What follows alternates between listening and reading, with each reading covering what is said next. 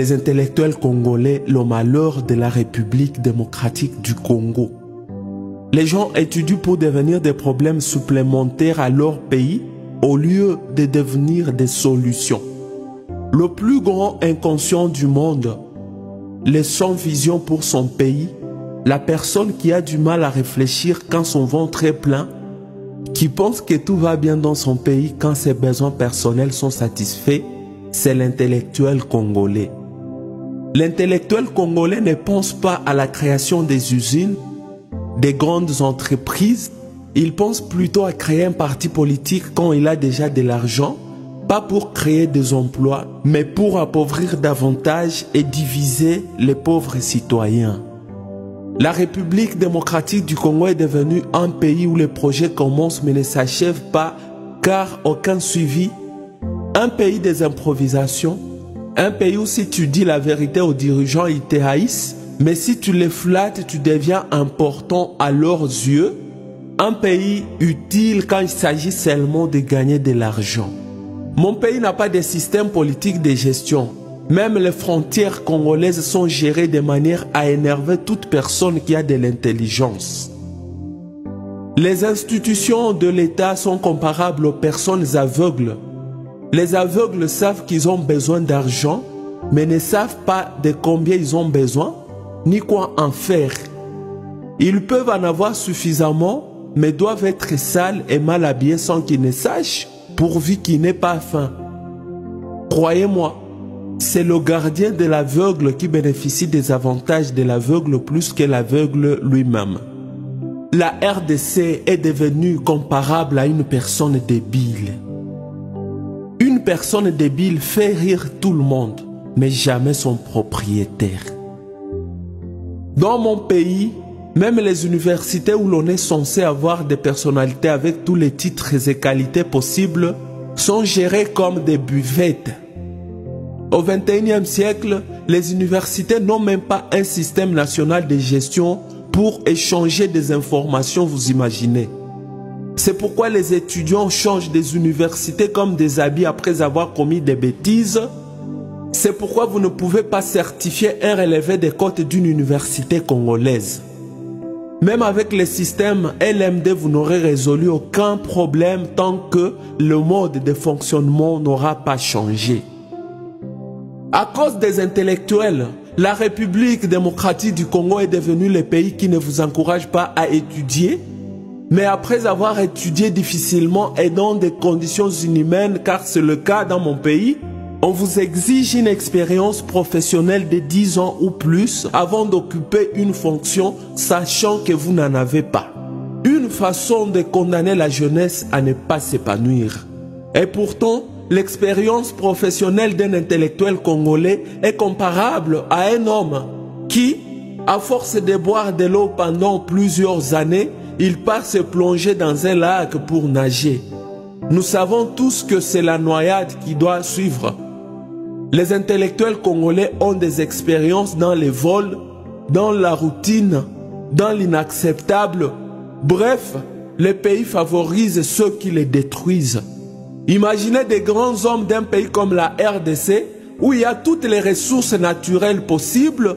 Ils portent des vestes fabriquées en Turquie, des téléphones fabriqués en Allemagne, des chaussures de l'Italie, chemises de la France, véhicules du Japon. Ils boivent les vins de l'Espagne, ils utilisent les chaises fabriquées en Hollande et ils sont fiers. Mon pays est un champ de la veuve où les vaches des voisins, les chèvres, les moutons et même les poules mangent des arbres sans crainte. C'est dans les champs de la veuve où tous les voisins orientent leurs caniveaux. À la veuve, on ne fait que s'excuser après l'avoir provoquée, surtout quand elle a des enfants irresponsables et qui ne sont pas unis. Mon pays a eu le malheur d'avoir des intellectuels qui ne s'identifient pas en fonction de leur pays, mais plutôt en fonction des hommes politiques. Celui qui passe son temps en train de se saouler et ne sait pas investir, c'est un professeur congolais en économie. Celui qui passe nuit dans une maison où l'électricité ne vient que 4 jours par semaine, c'est un professeur congolais en électricité. La RDC est le seul pays au monde où tu verras un entrepreneur créer une entreprise et même des emplois, mais l'État l'aide à tomber en faillite. L'intellectuel congolais n'est pas loyal. Il est comme un chien. Si tu lui donnes un os, il sacrifie celui qui l'a élevé. Les intellectuels congolais, dites-moi, comment vous sentez-vous quand vous affichez des programmes, des jours, des audiences, mais vous ne venez même pas au travail ces jours-là, et si vous venez, vous dites que vous n'allez pas recevoir?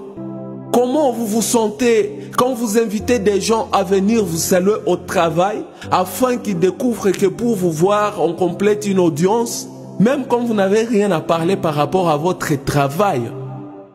Comment vous sentez-vous quand vous voyez des banques qui fonctionnent en République démocratique du Congo? Des banques où quand vous y allez, c'est pour y passer toute votre journée? Des banques où l'on ne reçoit pas des gens en fonction de l'ordre d'arrivée, mais plutôt en fonction des connaissances, d'influence ou des dons d'argent. Les intellectuels congolais pensent que bien parler la langue française est synonyme de la compétence et suffit pour occuper un poste. Conséquence, les Congolais connaissent tout et il ne sait rien. L'intellectuel congolais est têtu, insensible, orgueilleux, sadique, problématique et incompréhensif. L'intellectuel congolais ne supporte pas qu'on joue avec sa femme ou ses filles, mais c'est lui qui s'amuse bien avec les femmes et filles d'autrui. Les écoles les plus étonnantes, les plus destructrices, se trouvent en République démocratique du Congo. Tout ça à cause de vous, les intellectuels. Le pays qui aspire au développement dans ce monde, mais ne pense pas à la construction des routes, qui est le point de départ pour tout développement, c'est mon pays. Il est pratiquement impossible de quitter chaque province et atteindre la capitale par voie routière dans mon pays qui compte 26 provinces, mais nous continuons de rêver.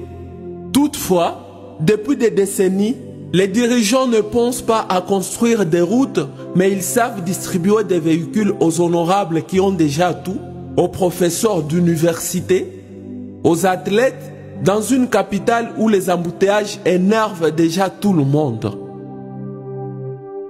Nous sommes un pays où les enfants de la